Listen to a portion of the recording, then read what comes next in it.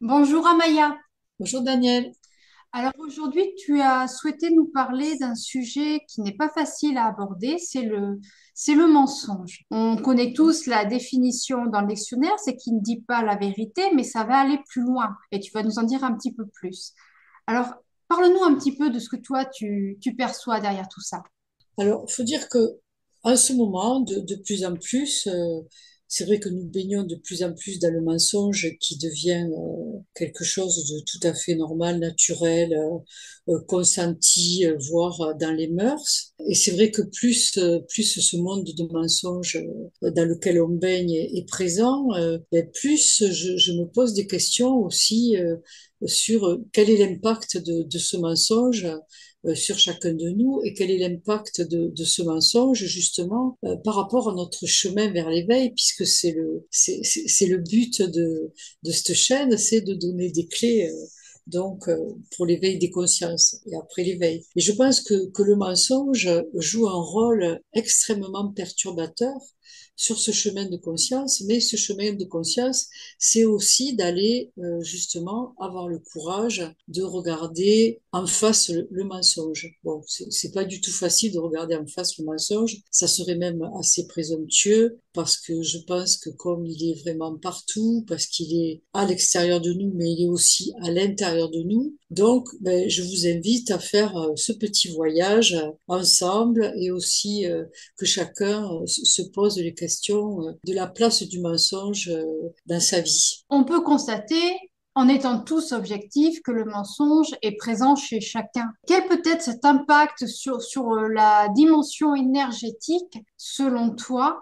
Et peut-être, est-ce que tu as des idées ou une perception qui permettrait de fonctionner différemment? Quels pourraient être déjà ces impacts sur le plan énergétique? Alors, moi, ce que je perçois sur le plan énergétique, je vais aller loin, mais je l'ai même noté, c'est que j'ai l'impression que le mensonge, il courbe l'espace-temps, il le tord, il crée des distorsions dans notre, comment dire, dans la matrice, mais aussi dans notre énergie, dans notre perception du monde. C'est vraiment un grand perturbateur, en fait, ce mensonge. Parce que ce mensonge, il a la capacité et la puissance de nous mettre dans l'illusion, de nous maintenir dans l'illusion et de nous maintenir un petit peu dans un monde qui en fait est faux. Alors, la dernière fois, on a essayé de faire une vidéo sur la fausse lumière qui s'est transformée en audio sur la fausse lumière. Mais évidemment que le mensonge, pour créer cette fausse lumière, c'est vraiment le maître d'œuvre, on va dire, hein, vraiment. Et ce mensonge, en fait, il s'immisce partout. Mais ce qui va être intéressant pour nous dans notre chemin spirituel, c'est de regarder aussi comment il agit en nous et comment nous, qui ne sommes pas des êtres innocents, on est aussi contaminé par ce mensonge et comment, eh bien, on va se mentir, mentir parfois aux autres, beaucoup à soi-même et trouver ça aussi un peu normal vu que le mensonge, il est normalisé et la vérité n'est même plus une valeur, enfin en tout cas dans le monde actuel dans lequel on vit. Mais justement, là, Voilà. tu parles de vérité, de valeur et cette importance. Le mensonge perturbe tout ce qui fait que nous sommes. Le mensonge en soi, même si personne ne peut dire je n'ai jamais menti de ma vie, ça C'est serait ça, voilà, ça serait une absurdité ça et serait en pas soi, ça honnête. serait déjà un mensonge. Ces mensonges, ça perturbe, ça crée quoi sur l'humain ou Alors sur les moi, plans énergétiques? moi, ce que je ressens, c'est que ça crée des distorsions. Donc, ça crée des distorsions, comme je disais, au niveau de l'espace-temps, mais ça crée des distorsions, évidemment, au niveau de nos corps énergétiques, même au niveau de notre biologie, je pense que le mensonge, c'est vraiment un énorme perturbateur. C'est vraiment une perversion, en fait. D'ailleurs, dans les 10 commandements, enfin, je pense que c'est dans les 10 commandements, enfin, en tout cas dans la Bible, il y a vraiment cette phrase tu ne mentiras point. C'est-à-dire que le mensonge, c'est quelque chose d'assez diabolique, entre guillemets. Et ce que je voudrais expliquer, c'est que pourquoi on se fait aussi avoir par ce mensonge. Alors bien sûr, ce que je dis, c'est vraiment une invitation aussi à se poser la question, à être vigilant sur comment on peut se mentir à soi-même et pourquoi. Mais ça, je vais essayer de l'expliquer. Et pourquoi aussi on ment aux autres, parce que ça part pas toujours d'une mauvaise intention. Par exemple, on va mentir à des enfants, alors ce qui n'est en soi pas une bonne chose, parce que justement, on va s'apercevoir qu'au bout du compte, c'est pas bon, mais parce que on va mentir à des enfants, parce que des fois, la vérité, elle est trop difficile à dire à un enfant qui est quand même dans une certaine innocence, une certaine pureté, sans être trop dans le rêve. Mais c'est vrai qu'expliquer à un enfant quand il se passe des choses qui sont vraiment tordues ou dissonantes, ou que ce soit au niveau du comportement de certains adultes, ou enfin voilà, c'est parfois compliqué de parler à un enfant. Et moi, j'ai eu beaucoup, par exemple, de témoignages de personnes que je reçois en soins, à qui, par exemple, qui avaient perdu leur papa ou leur grand-mère. En fait, à l'enfant qu'ils étaient, on leur avait même pas dit la vérité parce que, alors c'est vrai que ça engendre par contre énormément de souffrance, énormément d'angoisse, énormément d'incompréhension. Mais c'est vrai qu'à la base, les adultes qui ne disent pas à un enfant, ta grand-mère est décédée, ben, c'est par souci peut-être de pas faire du mal à l'enfant, sans comprendre que le mensonge, en fait, fait beaucoup plus de mal que la vérité, quelle qu'elle soit. C'est pas une affirmation, mais c'est un petit peu un témoignage que je pourrais donner par rapport à mon vécu, parce que moi, j'ai vécu longtemps et j'ai été même construit dans un mensonge familial, par exemple, et ce que je peux témoigner, c'est à quel point, justement, ça perturbe ce mensonge familial. Pourquoi? Parce que quand on ment à un enfant, l'enfant le sait. C'est-à-dire, c'est comme si, au fond de nous, quand il y a quelque chose qui n'est pas juste, une part de nous le sait. Et ça va créer justement des angoisses, parce que quand ce que je ressens ne correspond pas avec la réalité, ça crée un gros malaise intérieur. L'enfant, de toute façon, d'entrée, il va faire confiance aux adultes, donc il va penser que c'est lui qui a un problème. Et tout ça, ça crée effectivement beaucoup de perturbations intérieures, voire des traumatismes qui peuvent mettre des années à être guéris jusqu'au moment où il y aura une prise de conscience qu'il y a eu des mensonges. Voilà, là je parle un petit peu de mon parcours. C'est comme ça que je me suis rendu compte. J'ai mis mais vraiment des longues années à comprendre que ouais, alors les adultes avaient pu me mentir. Et ça, bon, je pense que je suis pas la seule. Quand ce sont des problèmes, bon là c'est un problème de filiation, mais on sait très bien aussi, par exemple, que quand les secrets de famille, quand il y a quelque chose de pas très joli dans la famille, on sait très bien que on va pas en parler, que ce soit un viol, un inceste, un meurtre, bon, etc. Et donc tout ça, ça va rester dans une espèce de silence, mais donc de silence aussi mensonger. Et on le sait, ça va faire des dégâts sur plusieurs générations. Voilà pourquoi ce mensonge, c'est vraiment quelque chose de très important à prendre conscience que mentir aux enfants, il n'y a rien de pire. Et alors que quelque part, alors est-ce que ça fait partie des programmes, mais c'est vrai que c'est difficile d'annoncer à un enfant une mauvaise nouvelle, de lui annoncer, par exemple, le décès de quelqu'un qu'il aime.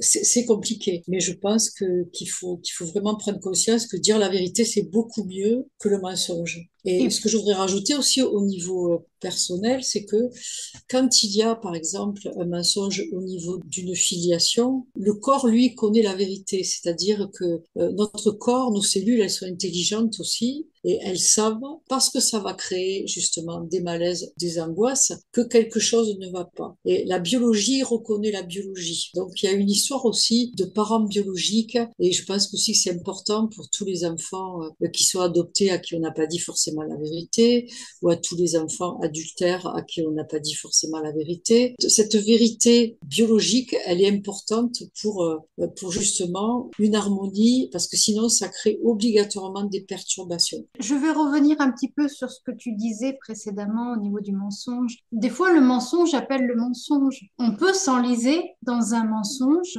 dans une approche, dans une perception, dans un transfert d'informations. Souvent, peut-être de dire la vérité, ça permet d'aller plus vite et d'être plus rapide. Au cours de l'histoire, on a toujours vu, et aujourd'hui, les historiens le constate de plus en plus. Il y a plein de points d'interrogation sur la véracité de nos récits historiques et de nos transmissions scolaires. On va pas revenir là-dessus parce que c'est pas le sujet de Ben, discréditer qui que ce soit. si, c'est important ce que tu es en train de dire, Daniel, parce que on le dit, et l'histoire est écrite par les gagnants ou les vainqueurs. Il y a des déformations.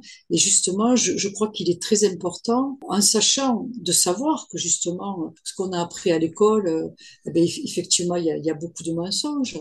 Je crois que c'est important de savoir aussi que les informations qu'on peut recevoir aujourd'hui, il y a beaucoup de mensonges et que cette recherche de la vérité, elle est importante parce que d'abord, ben, ça ouvre l'esprit, ça permet de pas tout gober comme ça de façon innocente et naïve, parce que de toute façon, la vérité, c'est une recherche, comment dire, quotidienne. La vérité, on la connaît pas vraiment, donc c'est toujours de rester ouvert, d'essayer de chercher qu'est-ce qui peut être rajouté, qu'est-ce qui peut être juste, et de remettre en question absolument tout. Ça veut pas dire qu'il faut rien croire non plus, hein, il faut être un peu subtil, mais ça veut dire qu'en tous les cas, il est nécessaire de développer le discernement, de faire ses propres recherches, que ça soit justement au niveau historique, au niveau actualité, au niveau de toutes les connaissances qu'on peut avoir, au niveau scientifique aussi, au niveau des religions. Il y a eu des mensonges partout. Donc recherchons la vérité. C'est ça, ça c'est très très très très important parce que je pense aussi on est manipulé, on est dans un monde où on est extrêmement manipulé par des forces, donc on en parle à chaque fois, mais elles sont vraiment là, des forces involutives, et une partie de l'humanité qui sont quand même à la solde de ces forces involutives, et qui essayent de nous manipuler, et l'arme principale, c'est le mensonge. Voilà, ça c'est une chose. Après, peut-être que par rapport à ça, à part justement développer le discernement, ouvrir notre esprit, faire appel à notre intelligence, se poser des questions, ça peut aider. Après, ce qu'il y a d'important aussi par rapport au mensonge, c'est encore une fois revenir à soi et voir qu'est-ce que je fais moi avec ce mensonge à l'intérieur de moi. Est-ce que moi aussi je suis amenée à mentir aux autres? Ça, c'est une chose parce que pourquoi on ment aux autres? Je fais un peu les questions et les réponses, mais ça me vient, donc je continue. Mentir aux autres, ça peut être par peur. C'est-à-dire, on peut mentir parce qu'on a peur. Alors, peur des représailles, peur des punitions, peur de la réaction de l'autre, peur que l'autre ne comprenne pas. Voilà, donc je pense qu'on peut être tous aussi amenés à utiliser ce mensonge pour ces raisons-là, par exemple. Tu parles de raisons différentes. On le voit aussi, surtout avec les enfants, quand ils font ce mimétisme du mensonge, où ils vont s'inventer une vie, où ils vont s'inventer des situations. Au fond d'eux, c'est pas spécialement pour être négatif, c'est pour plaire, pour être aimé. Et est-ce Oui, que dans tous ces mensonges-là, finalement, on n'est pas sur un principe de manipulation consciente ou inconsciente? alors évidemment, bon, pour moi, il y a des degrés, quoi, entre les petits arrangements où on va faire des petits mensonges et la grande manipulation, c'est-à-dire même au niveau individuel. Je veux dire, il y a aussi des personnes, et ça fait partie de la manipulation perverse. C'est vraiment de mentir sciemment à une personne pour l'amener à agir de telle et telle façon, lui faire croire des choses pour, comment dire, pour l'arnaquer ou pour la voler ou pour lui voler son énergie ou pour, voilà, bon, il y a plusieurs degrés, hein, évidemment, hein. Encore une fois, ce qu'il y a d'important quand on a affaire à des personnes comme ça, ben, c'est toujours encore une fois le discernement, c'est-à-dire, oui, il existe des personnes qui peuvent nous mentir sciemment, en nous regardant droit dans les yeux, en nous faisant croire des choses magnifiques et qui sont que du mensonge. Devenir soi-même un détecteur de mensonges, c'est pas quelque chose de très évident, mais ça s'apprend aussi parce que je pense que, encore une fois, quand on fait confiance à notre corps, quand on a le mensonge en face, en général, le corps, il le sait. Alors, ça peut être assez subtil, mais le corps, il va émettre un certain malaise quand il y a le mensonge en face. Même si ça paraît très beau, très joli, même si on se sent flatté, il y a quand même un petit quelque chose qui peut alerter. Et ça, par contre, ça se travaille, c'est-à-dire la lucidité, le discernement. Plus on observe, plus on se pose des questions, plus on accepte aussi de voir que les choses ne sont pas forcément comme on a envie qu'elles soient. Parce que ça, c'est très important, c'est que souvent on va accepter le mensonge, on va accepter cette vision du monde qu'on veut nous montrer, parce qu'on a envie que les choses aillent bien. On a envie que le monde soit peuplé d'êtres aimants, solidaires, gentils, etc. Et c'est très compliqué d'aller regarder la vérité. Et c'est très compliqué d'avoir le courage de regarder le mensonge, comme je disais au début, de regarder le mensonge en face. Tu parlais d'écouter son corps et là, peut-être y as-tu répondu sans que j'y fasse attention. Si on écoute son corps, est-ce que quelque part dans le mensonge, il n'y aurait pas un impact sur notre ADN? Est-ce que quelque part, le mensonge n'aurait pas un impact sur notre structure fondamentale de qui nous sommes aujourd'hui, selon toi? Bon, alors, c'est une super bonne question. Je vais pas avoir la prétention d'y répondre de façon scientifique ou sûre de moi, mais par contre, vu les distorsions que ça crée, c'est évident que ça doit avoir un impact, parce que de toute façon, comme l'eau du corps, on le sait, prend l'information qu'on lui donne. Si on lui donne une information qui est juste, à mon avis, ça va faire une résonance qui va plutôt être positive et amener la santé. Par contre, si la résonance, elle est mensongère, ben forcément, ça va créer de sérieuses distorsions. Voilà. Après, l'histoire de l'ADN, je peux pas répondre, hein. Il faudrait faire des études là-dessus. Mais en tout cas, la vérité, pour moi, quelle qu'elle soit, elle peut pas faire de mal à l'ADN, en tout cas. Parce que le mensonge aussi, il est là pour, comment dire, c'est un ami du déni, quoi, quelque part. Le mensonge le mensonge et le déni, c'est ensemble. C'est-à-dire, si je veux pas voir, par exemple, que j'ai vécu des choses peut-être pas très claires, avec mes parents, bon, je donne un exemple comme ça, mais ça peut être assez parlant. Je vais rester toute ma vie dans le déni, à croire, par exemple, que mes parents sont de bonnes personnes, alors qu'en fait, il y a eu beaucoup de mensonges, beaucoup de manipulations, et que ça, je ne veux pas le voir. Il faut aussi comprendre que chaque être humain que nous sommes, nous préférons voir la vie de façon positive. Et le mensonge, c'est là où c'est pervers, c'est qu'il va se servir de ce besoin que nous avons de vivre des situations positives, de penser que les personnes qui nous entourent sont aimantes, bienveillantes, que finalement le monde il est pas si en mauvais état que ça. Ta question sur l'ADN, je peux pas y répondre, mais en tout cas c'est une bonne question et peut-être que ça serait intéressant d'aller creuser. Pour les personnes que ça intéresse, avec l'épigénétique, où il y a eu des recherches là-dessus, voir les conséquences du mensonge sur notre ADN, oui. De toute façon, on sait tous aujourd'hui, et que tu parles d'épigénétique et de correspondance, que notre corps n'est que mémoire. Et quelque part, il est possible que ces mémoires de mensonges cumulées de siècle en siècle, ne serait-ce que sur le plan cellulaire, génétique, provoquent aussi des situations ou des structurations définies, particulières ou autres. Là, ça reste en effet, comme tu le dis, c'est intéressant à creuser.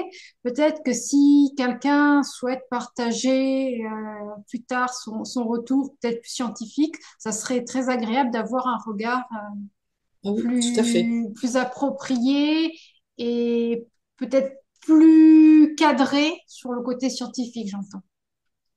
Ouais, ouais, tout à fait.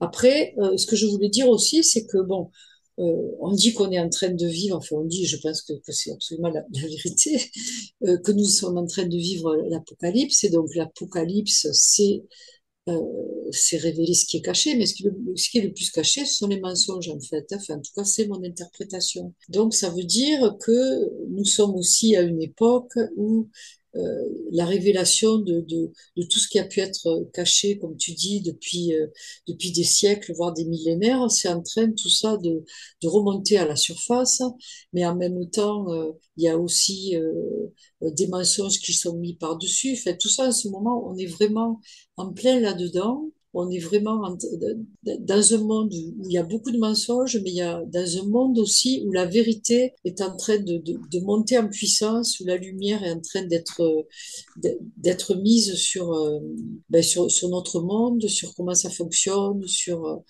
toutes les manipulations qu'il y a pu avoir. Mais aussi, la lumière est en train d'être mise, à mon avis, sur comment nous fonctionnons à l'intérieur, hein, sur ce que nous sommes. D'ailleurs, voilà, ce que j'essaye de faire passer par cette chaîne, c'est à ce niveau-là, c'est comment nous fonctionnons à l'intérieur. Et c'est vrai que avoir le courage de regarder ce que je suis et les mensonges que je me fais à moi-même. Alors, je pense qu'à soi-même, on peut se faire des mensonges d'un côté positif ou d'un côté négatif. C'est-à-dire, d'un côté négatif, on l'a vu, les programmes, ils vont nous faire croire que nous sommes des êtres qui ne valent pas grand-chose, voilà, et qui vont toujours nous rabaisser, etc. Mais on peut se faire aussi des mensonges positifs en ne voulant pas voir justement peut-être nos travers. Et d'ailleurs, ça fait aussi partie des programmes, puisqu'on a parlé que lorsque je vais agir de façon incorrecte, on va dire, ou que je vais pas agir de façon juste, lorsque je vais peut-être faire du mal autour de moi, je vais y avoir une amnésie. Et en fait, qu'est-ce qui va s'accompagner de cette amnésie? Ça va être aussi un mensonge intérieur, puisque je vais penser que je suis une bonne personne parce que je vais pas me rappeler les petits travers que je peux avoir ou les actes ou les paroles néfastes pour les autres que je peux émettre, en fait. Voilà. Donc ça aussi, c'est intéressant d'aller regarder comment ce mensonge, cette énergie du mensonge agit de moi face à moi-même, en fait, pour chacun d'entre nous, bien entendu. Nous arrivons déjà au terme du temps qui nous est imparti. Quelques mots pour finir. Ben, pour finir, voilà, je veux dire, cette vidéo, j'ai eu l'idée de la faire, mais j'espère que ça va vous amener à vous poser des questions sur ça, à ce que chacun s'améliore, pour essayer d'être le plus juste possible avec soi-même, avec les autres, avec la vie. Et je le répète, en développant la bienveillance vis-à-vis de soi pour regarder tout ça, mais aussi voilà le discernement. Et n'oublions pas que nous sommes des êtres intelligents et servons-nous de notre intelligence et servons-nous de notre intelligence du cœur pour éclairer ce monde qui en a bien besoin, voilà. Et pour éclairer ce monde, il faut aussi éclairer à l'intérieur de soi. Eh bien, merci infiniment, Amaya, de ce beau partage et de belles vérités. C'est surtout ça qu'il est important de retenir de tout cela, de se dire que le mensonge fait partie finalement de chacun d'entre nous, mais à nous de savoir si nous avons encore envie de continuer à le véhiculer ou essayer, et je dis bien essayer, d'apprendre à être dans une vérité. Alors bien sûr, c'est pas toujours facile. Des fois, les circonstances vont faire que l'on va se raccrocher à nos archétypes, à notre manière de fonctionner, en peut-être posant un petit mensonge, comme on dit, un mensonge pieux, pour se protéger d'une situation, pour se valoriser face à quelqu'un, mais déjà aussi l'observer en conscience, comme tu disais, Tout à fait, discernement. Ce n'est pas parce tout que à l'on fait, prononce un mensonge que l'on va être diabolisable ni diabolisé, mais c'est aussi revenir à cette conscience envers soi et de savoir pourquoi on va prononcer ces mots dans ce contexte bien précis pour que progressivement, ben, on s'éduque soi-même pour aller vers plus de vérité. tout à fait. Voilà, c'est toi qui fais la conclusion et je la trouve, voilà, j'adhère tout à fait à ce que tu viens de dire. Voilà, donc je vous dis au revoir à tous et à bientôt. Au revoir. À très vite. Au revoir à tous.